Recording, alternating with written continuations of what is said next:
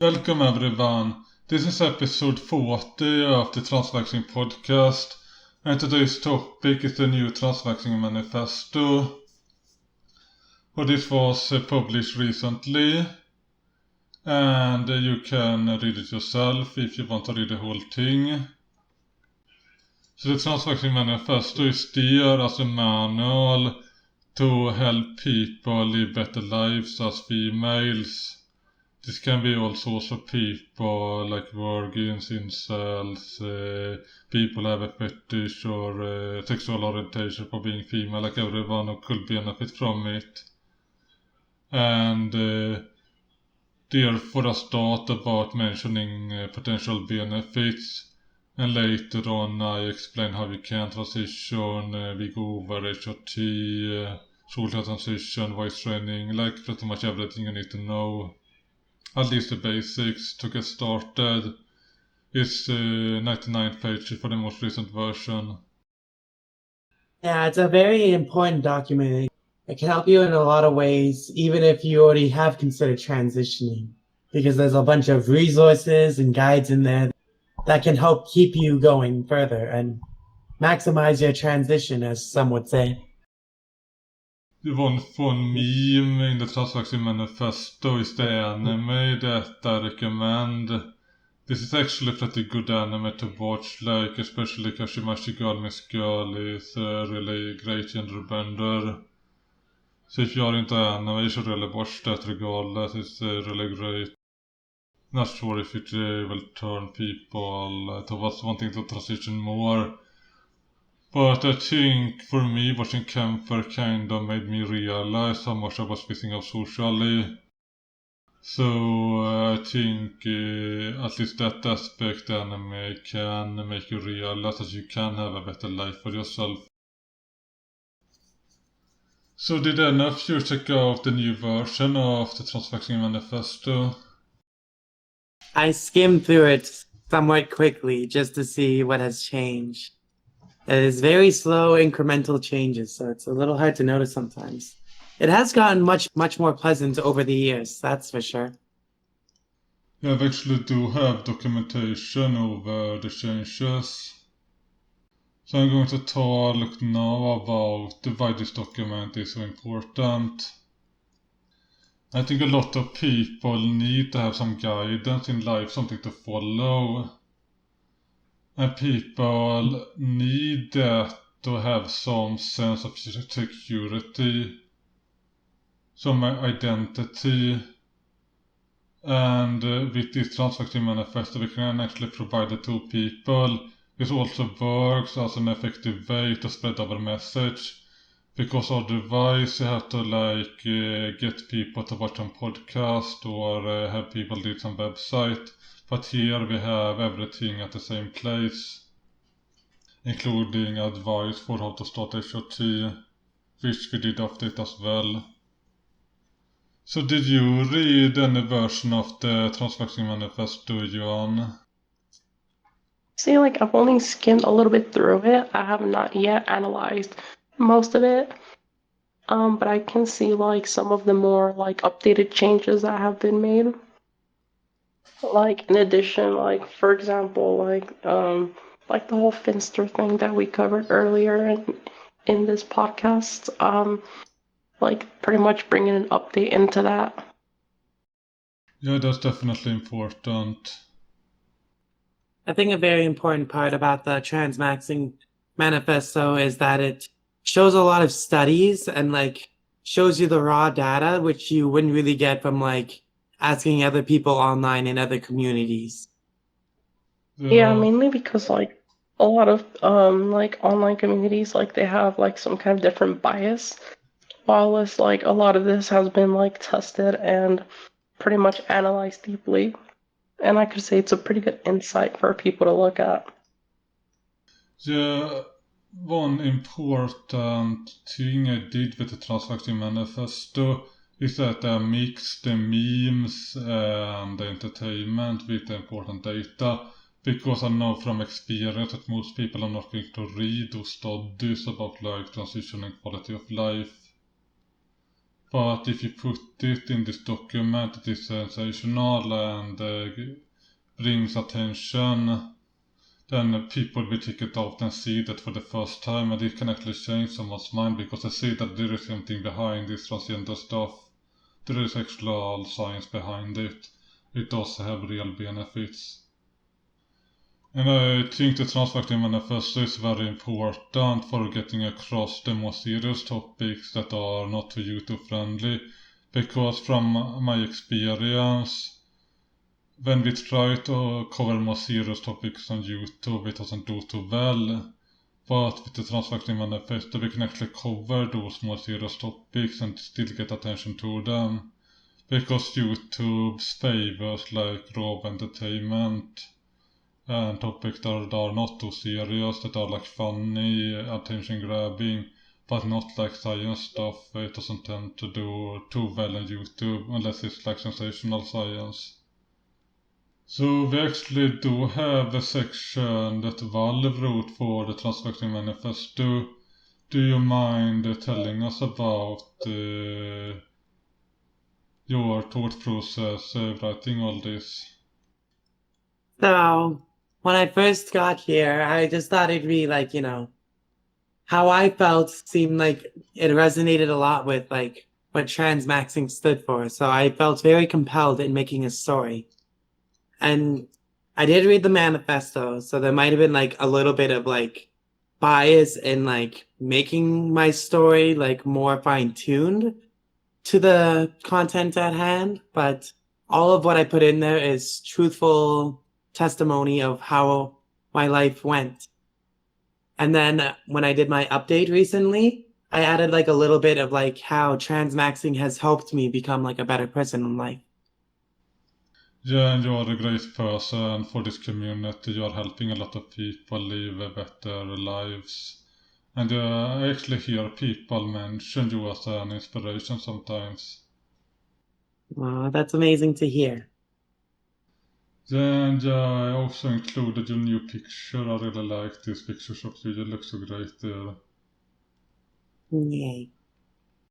So do any of you have any like favorite sections of the Transmaxxing manifesto? I actually like a lot of like the scientific studies and like how extensive it goes over all that stuff. Other than that, I did like all the other testimonies that were in there as well. That's why I thought it was like important to put my own in there. Yeah, it's nice to hear that people appreciate all the work I do with the science, because it sometimes feels that people don't really care about it, which is true to some extent. I think it's mostly trans people who care about it, to be honest. Because non-trans people they often have a lot of opinions, but they don't want to learn anything about us or this community, or like trans people at all. But they do want to dictate what they should and shouldn't do, though. Yeah, they want to have social rule without like understanding the consequences they're putting on to other people for no reason at all. I mean, that's fairly common, so... But it's very frustrating as a community to deal with all that nonsense. And this is a way to get all those ignorant people to at least see some of the science stuff, so maybe like 1 in 100 will change their mind if they check out the Transmaxxing manifesto. Yeah, I hope for the more open-minded people, they actually like look into the stuff. I remember someone reacting to this on their like YouTube or something. They read one of the things that are like at the side, like how it has like a list of all the benefits and stuff. And I'm pretty sure it was the live longer. It even has like a whole study right beside it. And these people have the audacity to just not even click the link and be like, I don't know about that one. I personally think that like maybe like a lot of people they just like get some kind of bad impression, but honestly like if you do a lot of deep diving, I feel like this benefits like not even people who are like starting in their journey to be trans, but like people who have been trans for a long time, or like people who want to look more into like the scientific reasoning of like how transition works and pretty much just like for a better insight of it. Yeah, and there are some important new studies I did talk about or mention those earlier, but for example, we have a study showing that the people who lied to the therapist did better than the people who were honest, for example, which is funny. Not exactly what the study showed, to be fair, but it's more like they got the treatment earlier by like lying and doing the YSOT, and the outcome otherwise was the same. Yeah, the wait list that they put you on is just absurd. I had to wait 3 years for my HRT, and that's kind of ridiculous. Like, there is informed consent, and that's an important thing to like teach everyone who can do that.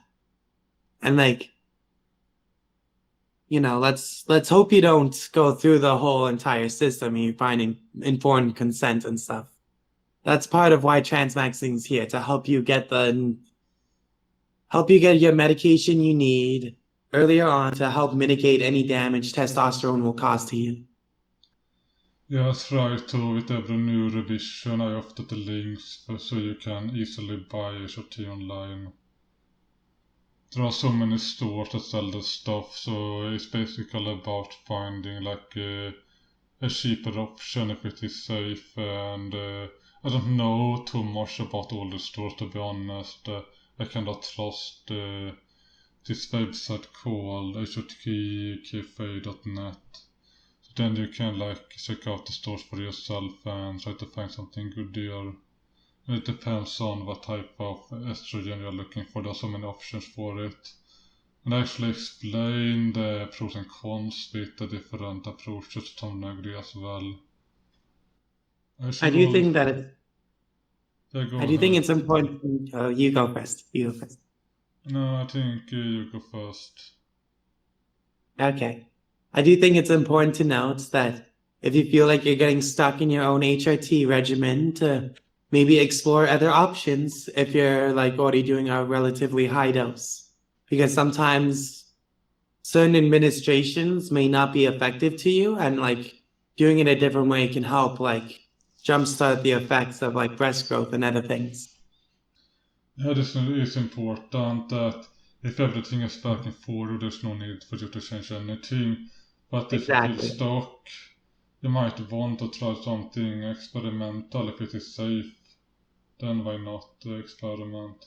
Of course, if there are some risks, you have to consider the risk. So for example, when it comes to very high dosages, there are some risks with that, like blood clotting, which you have to weigh against the potential benefits, where there are actually some evidence for it in terms of breast growth and stuff, but it doesn't seem to be too effective. So a lot of the like HRT stuff is kinda hard to recommend one thing over the other because it's hard to find like good studies. Yeah. A lot of times your mileage may vary. So it's important to figure out what works the best for you and like continue to like reflect on like your HRT and like your HRT progress and how it's going recently and like, short term, long term, all these kinds of things to consider. I did add a section about how you could get closer to cis female puberty. There are some downsides here because then you need to use an anti-androgen pretty much and lower dosage, which might not be ideal to be honest. But for people who want to go that route, I have a guide for that. It's up to you what you want to do here. I don't have like good evidence for one over the other. Yeah. Currently, as it stands, it seems like monotherapy is the simplest and very effective for many people. So it's usually the one that's suggested as it stands. I've been hearing other people might be trying to make studies using different HRT regimens, and I think that's like very interesting. Let's hope the people who are taking these regimens turn out well, though, and aren't getting like screwed over by a mad scientist. I think the main risk I see if you try to take it too slow is that then you are like maybe a year on anti-androgens, which is not ideal for your health, for maybe no benefit at all. see kind of trade off really how slow they want to go for maybe slightly better results. I should also mention that if you do want to read this, there are actually multiple options. You can of course download a PDF and then you will not have any issues reading it. There are also services that allow you to read it online without downloading it on your computer, and those services tend to have issues. They are not reliable, but there are links for that as well. For example, with the second link here, there were some links in the manifesto that stopped working for some reason, so it kind of hit or miss.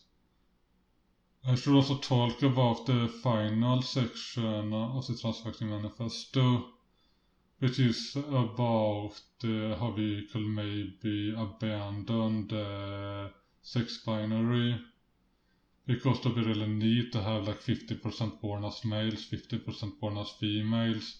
Wouldn't it be better if everyone could get a yo-yo of girlhood and everyone could be able to get pregnant and experience that? So if you give people more biological abilities born with, then people have more freedoms and more things they can experience in their lives. So I think we should consider those options and not be stuck in the current paradigm. I see nothing wrong with like making some changes to humanity if it does have real benefits. And this is the point of this last section. And I do talk about the different options for that, and this is something for the future to figure out better. I just lay out the groundwork here for how we can think about this. One question I kind of have is, what would be the future of transmaxing? You know, other than like updating studies and stuff, like how much more will there be added to it? Do you have like a long-term plan? I don't actually have a long-term plan for this community, to be honest, because I cannot predict the future that well. But if this community continues to grow, I want more people to get involved and make it better, and then they can shape it in the way they like it to be shaped. So it's not up to me to dictate it, it's up to the Politburo to decide the future for Transmaxxing. But what I do hope very much, and this will determine the future of Transmaxxing, is if you get more people involved who can contribute to the community.